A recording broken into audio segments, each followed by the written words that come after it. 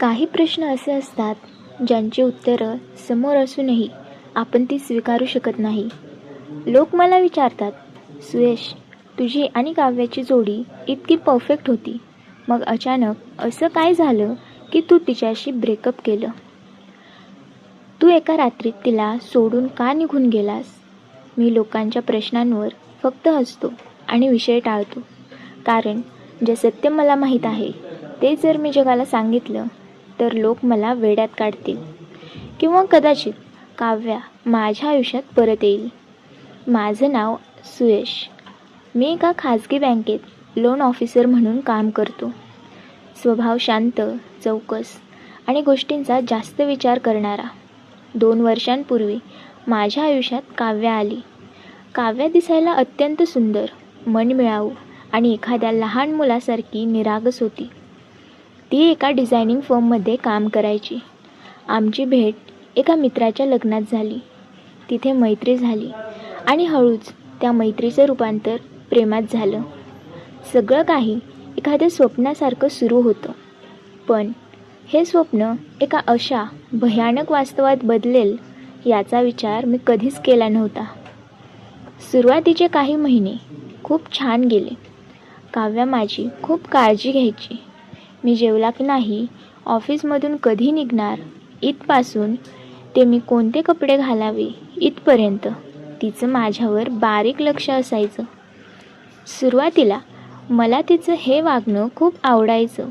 वाटायचं की जगात माझ्यावर इतकं प्रेम करणारं कोणीतरी आहे. पण हळूहळू तिच्या या काळजीचं रूपांतर एका वेगळ्याच गोष्टीत होऊ लागलं. तिला सायकोलॉजीच्या भाषेत पॉझेसिव्हनेस म्हणतात. पण काव्याच्या बाबतीत ते फक्त पॉझेसिव्हनेस नव्हतं, तो एक वेडेपणा होता. गोष्ट 6 महिन्यांपूर्वीची आहे. आमच्या बँकेत नेहा नावाची एक नवीन असिस्टंट मॅनेजर जॉईन झाली. नवीन असल्यामुळे मला तिला कामाची माहिती द्यावी लागायची. एका संध्याकाळी नेहाने मला कामाच्या संदर्भात एक मेसेज केला. मी लॅपटॉपवर काम करत होतो आणि माझा फोन टेबलवर होता. काव्या माझ्या घरी आली होती आणि ती कॉफी बनवत होती. फोनची रिंग वाजली तशी तिने तो हातात घेतला. तिने नेहाचा मेसेज वाचला. मेसेजमध्ये फक्त कामाबद्दल लिहिलं होतं, पण काव्याचा चेहरा अचानक बदलला. तिचे डोळे रागाने लाल झाले. तिने मला विचारलं, सुयश, ही नेहा कोण आहे? आणि हिने तुला संध्याकाळी 7 वाजता मेसेज का केला आहे? मी शांतपणे सांगितलं, काव्या, ती नवीन जॉईन झाली आहे, कामाचं विचारत होती. काव्या काहीच बोलली नाही. तिने फोन टेबलवर आदळला आणि निघून गेली. मला वाटलं ती नेहमीसारखी रागावली असेल, सकाळी शांत होईल. पण दुसऱ्या दिवशी ऑफिसमध्ये जे घडलं त्याने माझ्या पायाखालची जमीनच सरकली.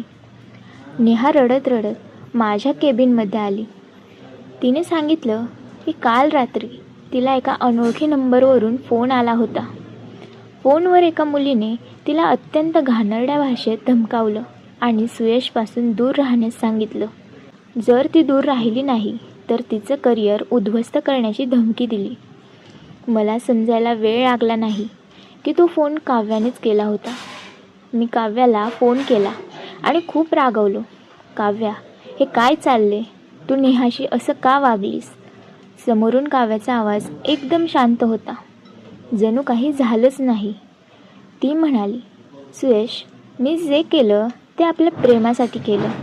मला तुझ्या आणि माझ्यामध्ये तिसरं कोणीही आलेलं आवडत नाही.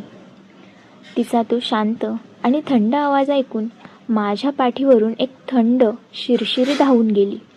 त्या घटनेनंतर मी काव्यापासून थोडं अंतर राखायला सुरुवात केली. मी तिचे फोन उशिरा उचलायचो, भेटणं टाळायचो. मला वाटत होतं की यामुळे तिला तिच्या चुकीची जाणीव होईल. पण माझा हा अंदाज पूर्णपणे चुकीचा ठरला. एका विकेंडला मी माझ्या फ्लॅटवर एकटाच होतो. रात्रीचे साधारण 12:30 वाजले होते. अचानक माझ्या घराची बेल वाजली. यावेळेस कोण असेल म्हणून मी घाबरतच दरवाजा उघडला. समोर काव्या उभी होती. तिच्या हातात एक मोठी बॅग होती. तिच्या चेहऱ्यावर एक विचित्र हसू होतं. काव्या, यावेळेस तू इथे? आणि ही बॅग काय आहे? मी विचारलं. ती आत आली. तिने बॅग सोफ्यावर ठेवली आणि म्हणाली, सुयश, मला माहिती आहे तू माझ्यावर रागवला आहेस. म्हणूनच मी विचार केला की आपण आता एकत्र राहूया. मी माझं घर सोडून आले आहे. आता आपण लिव्ह इनमध्ये राहू. मी थक्क झालो. काव्या, तू वेडी झालीस का? तुझ्या घरच्यांना माहिती आहे का? आणि तू मला न विचारता हा निर्णय कसा घेऊ शकतेस? माझा आवाज वाढलेला पाहून काव्या शांत झाली. ती सोफ्यावरून उठली, हळूच माझ्याजवळ आली आणि माझ्या चेहऱ्यावर हात फिरवत म्हणाली, सुयश, तू माझ्यावर ओरडू नकोस. मी तुझ्याशिवाय जगू शकत नाही आणि तुलाही माझ्याशिवाय जगू देणार नाही. तिचे ते डोळे खूप विचित्र दिसत होते. त्या रात्री मी तिला कसे तरी समजावून एका वेगळ्या खोलीत झोपायला सांगितलं. त्या रात्री मला झोप येत नव्हती. मला जाणवत होतं की काव्या मानसिकदृष्ट्या स्थिर नाही आहे. साधारण रात्री 2:30 वाजता मला माझ्या खोलीच्या दरवाजाजवळ काहीतरी आवाज आला. कोणीतरी नखाने दरवाजा खाजवत असल्यासारखा तो आवाज होता. मी हळूच उठलो आणि दरवाजा उघडला. समोर जे होतं ते पाहून माझ्या अंगावर काटा आला. काव्या अंधारात तिथेच जमिनीवर बसली होती. तिच्या हातात एक चाकू होता आणि ती त्या चाकूने जमिनीवर काहीतरी खरवडत होती. मी लाईट चालू केली. जमिनीवर तिने चाकूने माझं नाव कोरलं होतं, सुयश. तिच्या हाताला थोडी दुखापत झाली होती आणि रक्त येत होतं. काव्या, हे काय आहे? मी ओरडलो. ती वर बघून हसली. सुयश, जर तू मला कधी सोडण्याचा विचार केलास ना, तर हा चाकू आधी तुझ्या छातीत जाईल आणि मग माझ्या. आपण दोघे एकत्रच मरू. त्या रात्री मी ठरवलं की मला हिच्यापासून कसंही करून दूर व्हावं लागेल. ही मुलगी माझ्या जीवावर उठू शकते, पण दुसऱ्याही दिवशी मला तिच्याबद्दल असं एक सत्य समजलं ज्याने कथेला पूर्णपणे वेगळं वळण दिलं. काव्या ऑफिसला गेली असताना मी तिच्या त्या मोठ्या बॅगची झडती घ्यायचं ठरवलं. मला जाणून घ्यायचं होतं की तिच्या मनात नक्की चाललंय काय. बॅग तपासत असताना मला सर्वात खाली एक जुनी काळ्या रंगाची डायरी सापडली. ती काव्याची वैयक्तिक डायरी होती. मी ती डायरी उघडली आणि वाचू लागलो. सुरुवातीची पानं सामान्य होती. आमच्या भेटीबद्दल, प्रेमाबद्दल लिहिलं होतं. पण जसजशी पानं पुढे जात होती तसं तिचं लिखाण भयानक होत गेलं होतं. डायरीच्या एका पानावर माझ्या ऑफिसमधील प्रत्येक कर्मचाऱ्याचे फोटो चिटकवले होते, विशेषतः मुलींचे. त्या फोटोंवर लाल शाईने क्रॉस एक्स मारला होता. पण सगळ्यात मोठा धक्का मला डायरीच्या शेवटच्या पानांवर बसला. तिथे एका मुलाचा फोटो होता. तो फोटो माझ्या जुन्या मित्राचा रोहनचा होता. रोहनचा 1 वर्षापूर्वी एका कार अपघातात मृत्यू झाला होता. आम्ही सगळे समजलो होतो की तो एक दुर्दैवी अपघात होता.